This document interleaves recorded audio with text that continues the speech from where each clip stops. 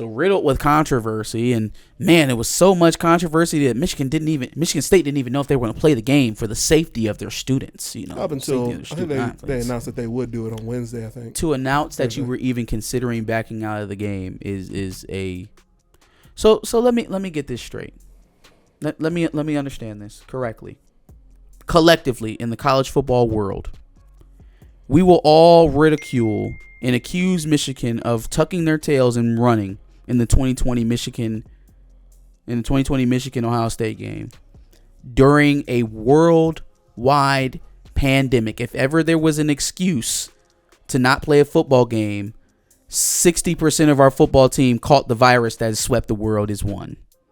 But hey, let's not throw them the slightest amount of bail. We all know what was going on. Ohio State was far better than Michigan. The likelihood of them even being able to put up a fight was very low. We were a terrible team, and we ducked them. Cool. Fast forward 2-3 years, there are allegations of sign stealing going around, and Michigan State's head coach says, well, we actually considered not showing up to the game and forfeiting because we were concerned for player safety. Did he have to say that? No one says a word. Michigan, well, maybe it wasn't Harlan Bruce, but it was Michigan State. It came from the university. Really? Yes. Because the only thing I heard came from the Big Ten, so I didn't know that they actually Michigan State. That's crazy. Put out publicly that they considered not playing the games because of the safety of their students, and nobody says a word. Nobody says anything about it. Not a damn thing. State. So I am so glad that Michigan State felt safe as they were walking out in their all-black unis. Yeah, bro. I'm so glad that they felt secure when they lined up, because for 60 minutes of football, they had to have felt completely unsafe at every moment that they were playing. I'm so glad that you took the proper precautions and had your quarterback come to the sideline for every play call so that we wouldn't steal from you. Right? I'm so glad that you took that progression, because there's no question. None. Oh, man. Michigan must have been playing UNLV so well because they stole their signals. Michigan must have been playing Eastern Carolina and Bowling Green so well defensively because they were stealing offensive signals.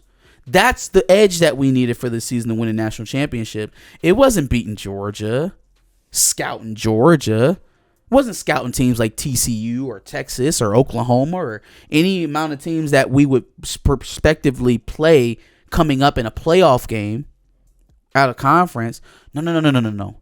The key to Michigan winning a national championship in 2023, and again, I'm focusing it to this season because this has been specifically noted from two coaches that we have already played this season.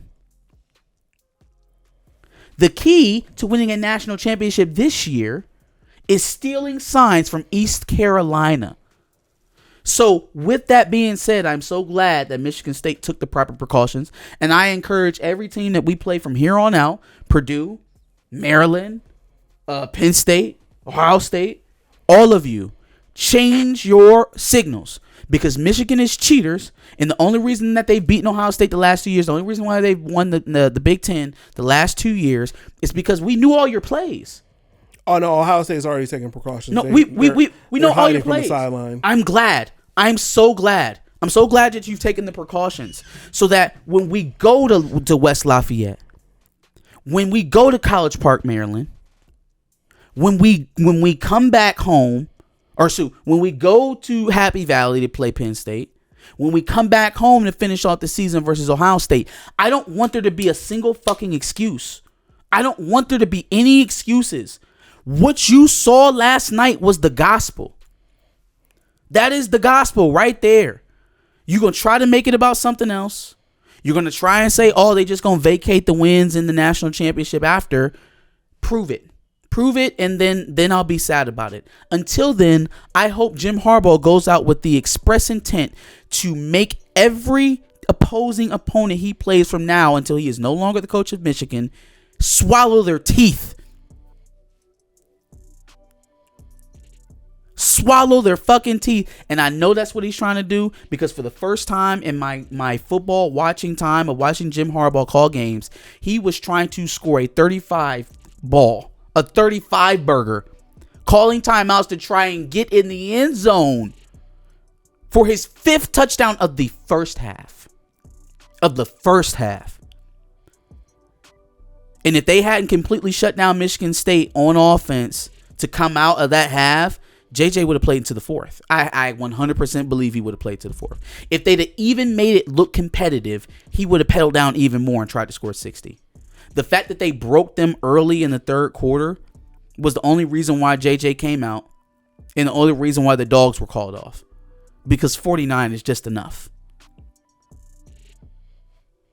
But please, do everything in your power to make sure that you have completely different signals, calls, whatever the fuck it is you need to do. Because at the end of this, somebody's going to reign supreme. And you're not going to be able to sit up here and wring your hands about sign stealing to explain it. Not for the 3rd year in a row.